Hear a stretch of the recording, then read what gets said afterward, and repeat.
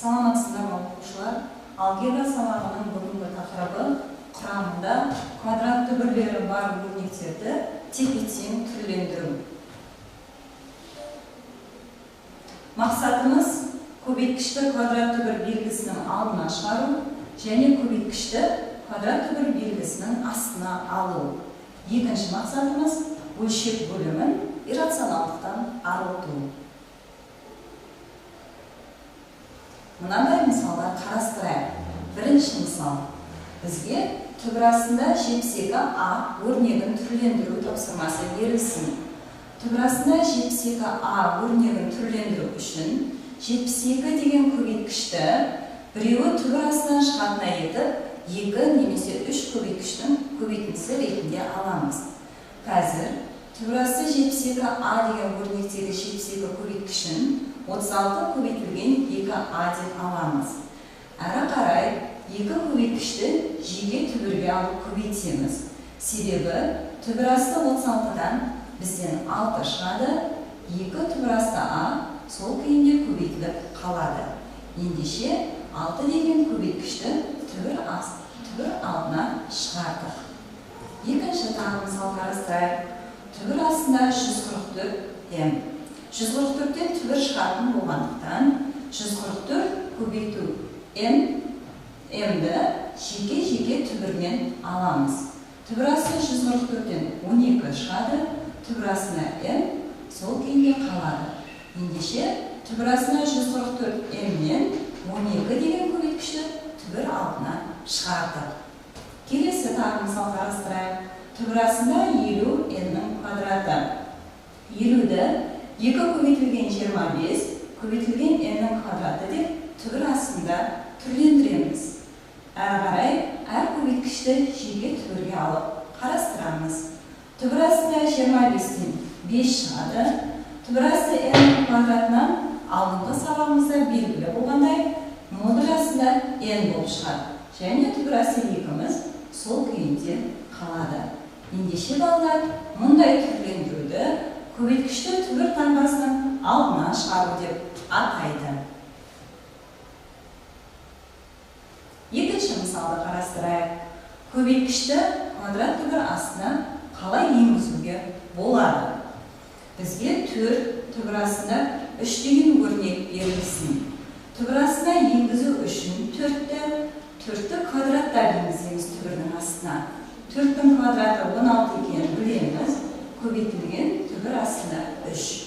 Түбір көрсеткіштеріміз бірдей болғандықтан 16 мен 3-ті түбір астында көбейтеміз. 16 мен 3-ті көбейтсек 48 шығады. Ендеше 4 түбір асты 3 тең түбір астында 48-ге. Түбір алдында тұрған 4-ті түбірдің ішіне енгіздік. Екінші мысал қарастырайық. 3 түбір астында 2. 3 түбір астына 3-нің квадраты 9 болғандықтан түбір астында 9, көбейтілген түбір астында 2. Түбір астына 2-ін бірге көбейтсеміз, түбір көрсеткіштері бірдей болғандықтан, ендеше түбір астында 18-ге тең екен. Тағы бір мысал қарастырайық. Бөлшекпен 3-1 түбір астында 5. Бөлшекті түбір астына енгізу үшін алымында бөлімінде түбір астына квадраттар енгіземіз. 3-тің квадраты 9, 1-дің квадраты 1. Ендеше түбір астына 1 мен 5-ті көбейтсек түбір астында 5, түбір астына 9 мен түбір асты 1-ді көбейтсек түбір астында 9. Ендеше түбір асты 5, бөлімінде түбір асты 9. Мұндай түрлендіру көбейткішті түбір таңбасының астына енгізу деп аталады.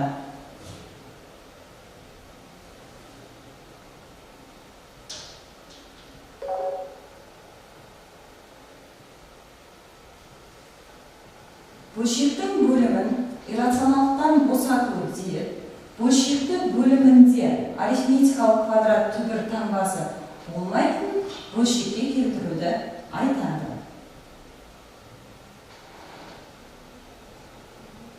Енді үшінші мысал.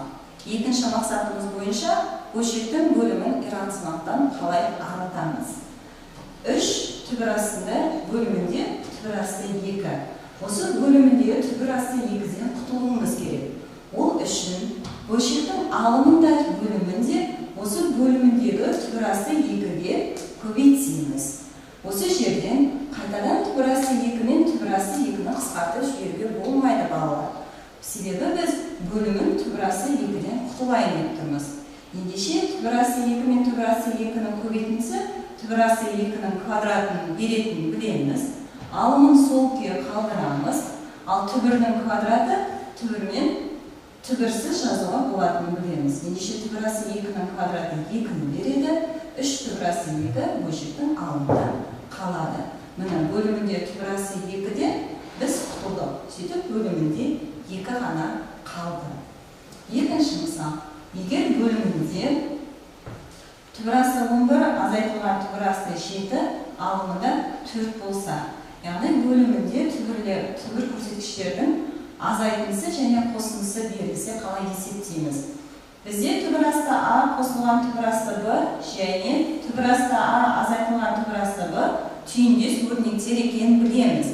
Ендеше бөлімінен мұндай жағдайда иррационалдықтан құтылу үшін алымында бөлімінде түйіндесіне көбейтеміз. Бізде азайту берілгендіктен оның түйіндесі қосу болып табылады. Ендеше алымында бөлімінде түбірасты 11 қосылған түбірасты 7, түбірасты 11 қосылған түбірасты 7-ге көбейтеміз. Жаңағы алдында айтқан мысалдай, мына 2 өрнекті қысқартып жіберуге болмайды.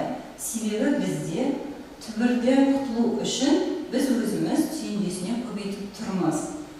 Азайту мен 2 өрнектің айырмасы мен қосындысы осы өрнектердің квадраттарының айырмасын беретінін біз 7-ші сыныптан білеміз.